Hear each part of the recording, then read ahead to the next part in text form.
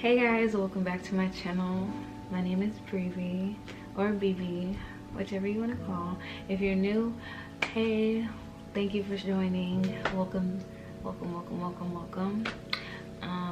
Before I get into this video, all you new babes, go ahead and click that subscribe button right there. And if you've been with the fam bam, go ahead and click the like button, and then we'll just get started in this video. Okay, so y'all, this is kind of a sensitive topic for me. Not too sensitive, but sensitive enough. I don't even know how to begin. That's how like overwhelming it is, in a sense. So, and wait, back up. Let me just put a disclaimer out there, because whatever I'm about to say is not any way, shape, or form something that you cannot, your personal self cannot go find out on the internet, just as I have. So I'm just reading what I have found on like medical websites, as you know your standards, okay? Your standard medical research articles and all that good stuff, right? Okay, so I've been really trying to get to the bottom of why. I don't know if y'all could have heard that, but I've been really trying to get to the bottom of why my stomach continues to bloat, and I'm really like having a lot of discomfort and like going to the restroom and stuff like that. But then I started doing some research and like digging and trying to figure it out, because this is not my first rodeo. I've been having digestive issues for quite some time, and I feel like I've talked about it once or twice before on my channel. And pretty much, so what happens is I can sometimes go a couple of days without going to the restroom, or I just have bloating and constipation and just real, I guess, bad gas or backup. And it's been like kind of like frequently repeating itself more now than earlier in my life, if that makes sense. So now, okay, so in the past like 4 or 5 years, I've been to the hospital or the ER for this condition probably like 3 or 4 times. So probably on average like once a year between the past 4 to 5. And so, and each time it's like, oh, you're just backed up, oh, you're you need to eat more fiber, this and that. But sir, I'm eating my apples, I'm eating my bananas, I'm eating my oatmeal. Okay, I'm doing everything that I'm supposed to be doing, and I'm still getting the same things, same issues. Okay, so being the person that I am, I think I start researching, and I start seeing all these things like, oh, if you have a bloated belly, cancer, benign cancers, like cancer's this, cancer that, or you might have a disease. Like, what? Hey, no. So I'm still trying to find like something that possibly fits what, like, how I've been feeling, and so forth. So my answers came to the conclusion of, well, my research followed and came to a conclusion that I am suffering from IBS. And I know this probably is like a wild self-diagnosis, but all the symptoms add up to what I feel after I eat, depending on certain foods. Okay, now, y'all, I love avocados and I love mangoes. Like, those are just like my top 2 foods that I consume probably on a large scale. However, I found a FODMAP. It's a type of form of a diet, and FODMAP stands for this. I'm not gonna try to pronounce it, because I'm not gonna try to slaughter it, but all this, okay?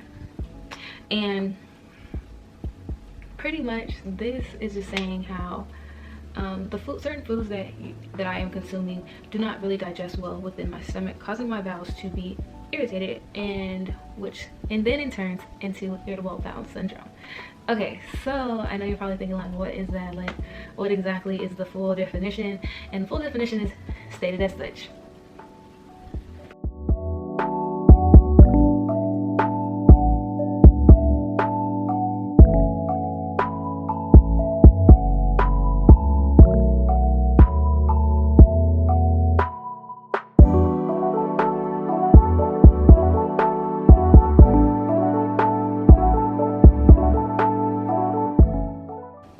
Excuse me. And with that being said, so that's pretty much what IBS stands for and what it is.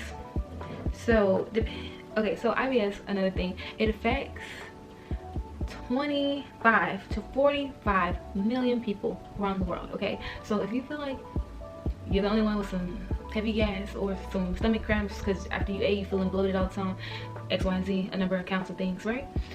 You are not by yourself. A lot of Americans and people experience this kind of stomach discomfort. Okay, and let me show y'all a picture of my stomach. Okay, let me show y'all. This is my stomach. Okay, and here's, yeah, this is what it looks like. Okay, that is bloated. Okay, I'm not on my cycle. I'm not nothing. This is just bloat.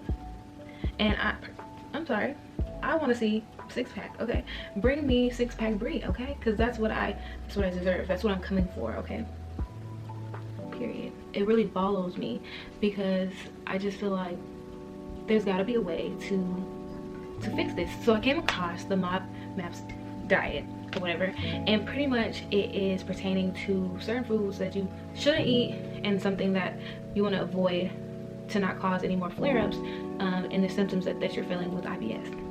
Now, another thing, IBS is more is 10 to 15% more likely to affect women than men. So I'm already at a negative. Okay, it's already hitting more than up to 45 million people worldwide, and on top of that, could be up to 15% of those people are women.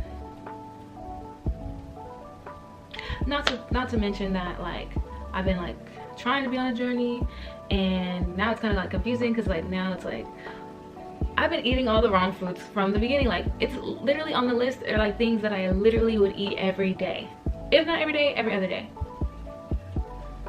Bananas, avocados, mangoes,